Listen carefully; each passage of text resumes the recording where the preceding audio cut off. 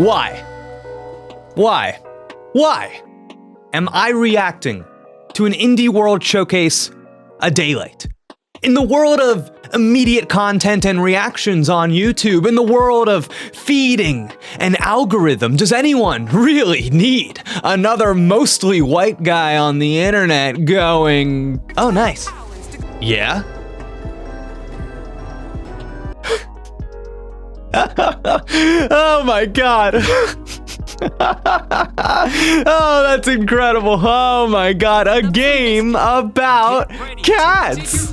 Well, the truth is, I was not really planning on making this video, except I was like scrolling Twitter and I was seeing YouTube videos of how people reacted, what people had to say about the most recent indie showcase, and I find myself becoming a little distressed at the reactions. I found that there were 3 prominent reactions that most people had. Reaction 1, no Silksong? Because I know I only tune into indie presentations for iterative sequels of games I know I already like. Reaction 2, no Nintendo IP? Because I know that I only tune into indie presentations for games wrapped in a familiar Nintendo skin, because if it's not bolstered by financial and artistic first-party support, then how would I ever know it's worth my time? Reaction 3, forced politeness. Oh boy, these indie games sure are wholesome.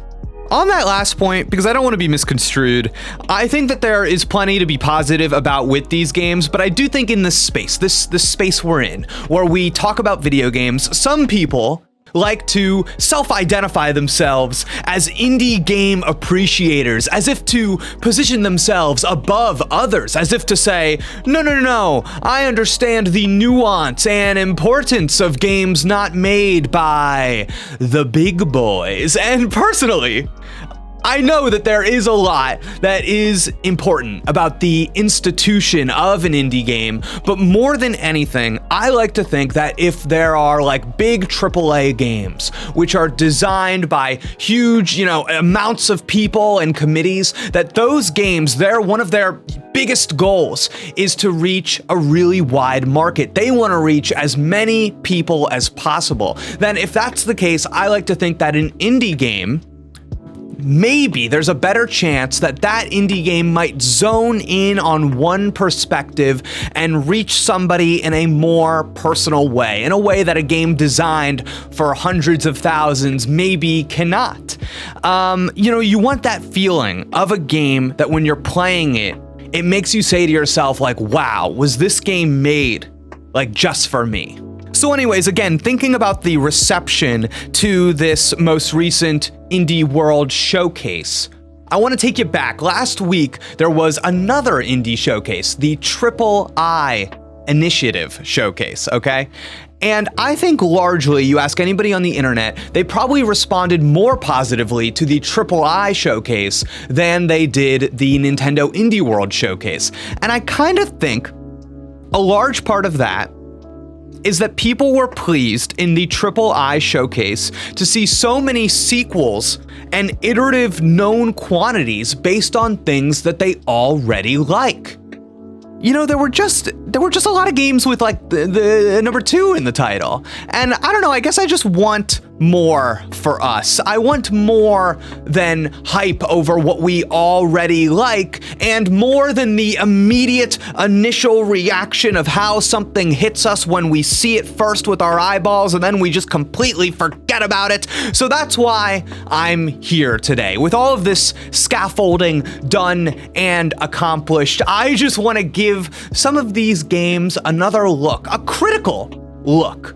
Let's put some time into this. Let's think about them. So here are my extensive thoughts, and I thought I would label that, we would organize this as my hits and misses. So I'm gonna be going over what I like about these indie games, what I think they're excelling in, and then a miss, this is just a lesson, something, a little word of advice from me to them, from the consumer to creator, and a lot of these I think is about the marketing, is about how they're presenting themselves, okay? You'll understand as we dive in. So let's hit our first game. Little Kitty, Big City.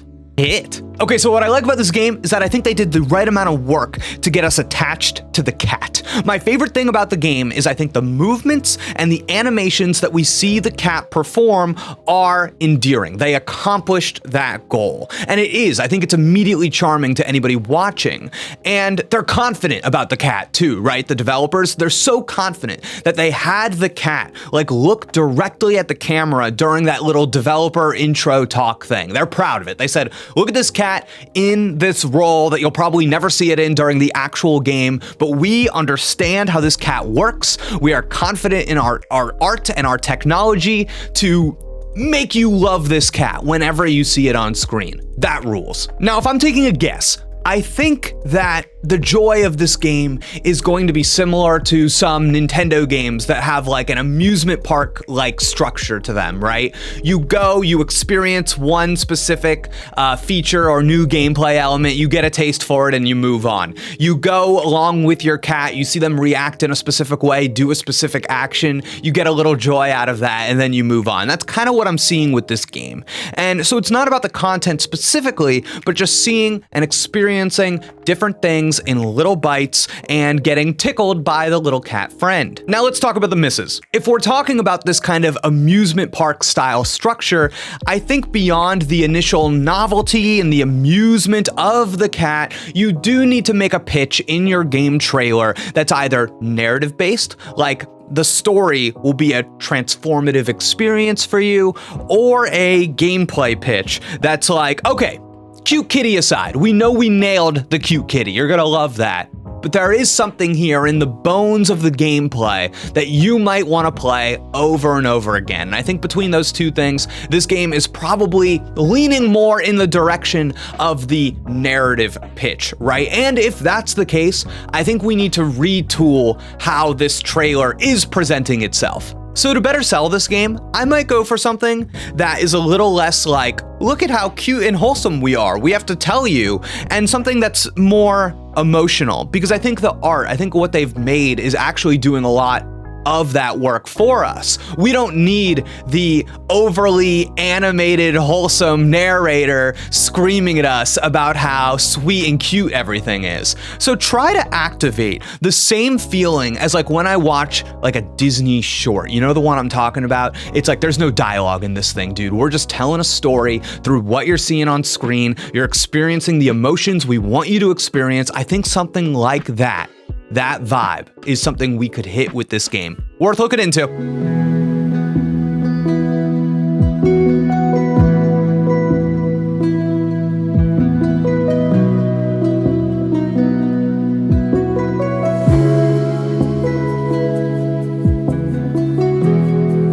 Just a really quick thing here. Another miss on this trailer. I think if we're going to do a list, if you're ever going to do a list, whether visually or like outright stating a list in your advertisement, you need to understand the progression of ideas, okay?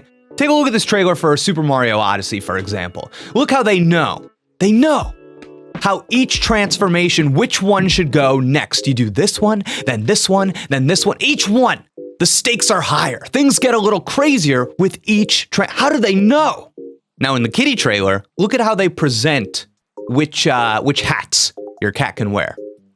Like a ladybug, a shark, and even a bunny. Like, surely the impact would have been greater if instead you said, like a ladybug, a shark, or even a puppy, cat's greatest enemy. Like a ladybug, a shark, or even the devil himself. Like a ladybug, a shark, or even Sonic the Hedgehog. Refined Self, the personality test game. Okay, so something cool is happening here because unlike most other games, the pitch here is that you get something personal and tangible upon completing the game. It is a personality test that is disguising itself as a video game. You can even compare the results with your friends and determine once and for all who has superior morals. This is a good pitch. I think at the right price point, this is a game we should all play through. I like it. Miss. This game is, I think, a victim of what I'm now going to refer to as the wholesome indie industrial complex. I wonder sometimes if we are so overly happy and excited to talk about these games that we lose an opportunity to talk about them or speak to them more specifically. I wonder if the aesthetic of wholesomeness, the aesthetic of being wholesome, what that sounds and looks like to us, maybe that doesn't perfectly fit every title in an indie showcase. And I think the way that Refined Self is talked about is actually making it more forgettable of a game than it should be. So like, observe. Who am I? What should I do? What is my sin? This is Refined Self, the personality test game. Do you have friends that are really into, maybe too into, their horoscopes? Have you been forced to learn your moon sign against your will? Well, relative position of the planets be damned. This game will constantly ask you questions and force you to make real decisions so that at the end of your journey, we can tell you who you actually are. Then, with that knowledge, you could compare your personality with a friend. You could convince a paramour that you are compatible, or simply replay the game again out of fear of judgment over your true self. Because at the end of the day, this is a game. That's why it's called Refined Self, the personality test game. Before we move on from Refined Self, I think they accidentally or maybe purposefully slowed down the narration on this trailer. Am I right? A journey of self-discovery awaits in this exploration-based adventure. Take on the role of an android, the creation of a doctor who has since passed away. It seems slow. Sticky business. Hit.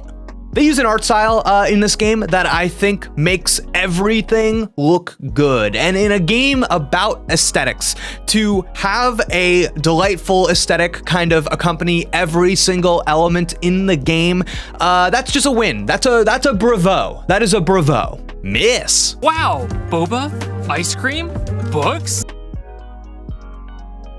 Oh, wait, there were more? Wow, boba, ice cream, books, pizza, and raccoons? Oh, there's plenty more!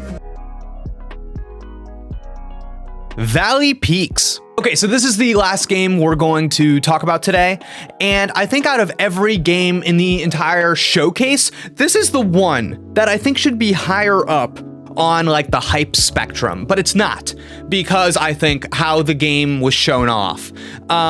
Hit. So we've got a game about a world of frogs, unique and memorable. It's got a unique art style that feels alive but also unfinished, which I think thematically supports your quest of reconnecting others to the world. There's even a great gameplay mechanic in using your tongue to climb mountains. These are all the ingredients of an indie darling. These are all great ideas. But this trailer is bad. What went wrong? Miss. First miss. Bad name.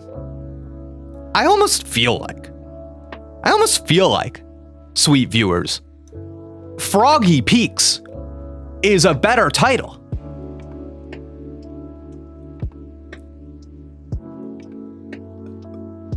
Climate and Ribbit. Second miss, not enough tongue. How is it possible that they only shoot this tongue out once? This is the game. Third miss, remember how I said that Refined we were talking too slow? Something weird is going on here with the narrators, because this is something's going on. Listen to this transition. But with boulders, spikes, and other hazards in your way, the trek to the summits won't be easy. If you need a hiking hiatus, there's still plenty to do. The trek to the summits won't be easy. If you need a hiking hiatus, there's still plenty to do. The journey that we go on in this trailer is like, you climb. Here's one shot of climbing. And then here's all of these other disparate shots. It gets lost in your mind. It's not a clear arc in the trailer. And even though there isn't like a list of elements like we talked about earlier, there is always a progression. There's an art of storytelling, even when you're just doing a trailer. And I don't know I don't know what the progression here was supposed to be. It doesn't seem right. We don't invest time in things that deserve it, and instead it feels like we're just reading through a bulleted list. You climb, you chill, you talk, you're on a boat. That's not how you form an identity in a viewer's mind. But again, it speaks to me. It speaks to me, this Froggy game. I just think it should speak to more people. That's it. That's my argument. Now, as we wrap things up today, I just want to say that in addition to consumers in general being obsessed with sequels and existing IP, I do think there is something about the indie world format, as I'm sure you can tell right now after going through this whole video with me, that is betraying these games and making them seem less cool, interesting, exciting than they actually are. More than any of the games, I think who I am most disappointed with is Amber and Tyler. Hello, everyone, and welcome to Indie World. I'm Amber. And I'm Tyler. For some reason, and maybe this works. Maybe I'm the fool. But for some reason, Nintendo treats their indie games like Blue's Clues. And I guess I just think that in like the more general Nintendo Directs, when they're talking about their own games, there's a little bit more like, I don't know. I wanted to use the word respect there, but I don't think that's what's going on. I don't think they're disrespecting the indie games, but I do think they're putting them all in a bucket as if they're one thing, as if all indie games are part of this monolith, whereas in a more general Nintendo Direct, things get to be a little more independent, a little freer. And this goes without saying, but I also think that the aggressively wholesome, positive tone is just, I think that had a place in the indie game overall aesthetic for like a few years, maybe more than a few, maybe several years. But I think now we are so used to that delivery method and kind of like the wholesome indie moniker that it's starting to lose its uniqueness, lose the initial novelty of that. There are so many wholesome, sweet indie games now that we need to evolve the way that we talk about them so they can stand out in our minds, so that more people can play and experience these games and see what is so special about them. Retool the indie world format. That is my request, and I hope you understand. I hope you catch my drift. This is the show. Thank you so much for tuning in. I'm Jake Steinberg. I'll see you next time. Goodbye.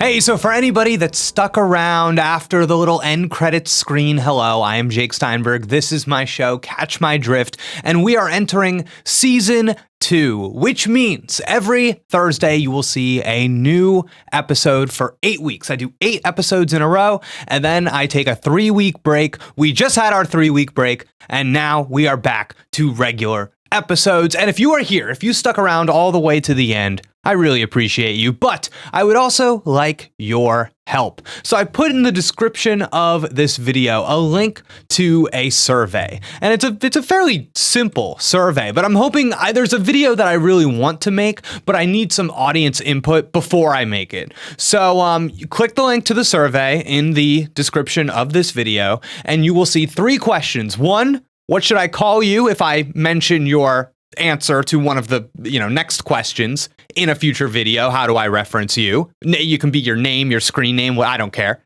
Just whatever you want it to be. Question 2, what is your favorite video game of all time and why? This is kind of related to what the video is going to be about. And then question 3, do you have a question for me, Jake, that you would love to know the answer to? That's kind of unrelated. I'm mostly just curious.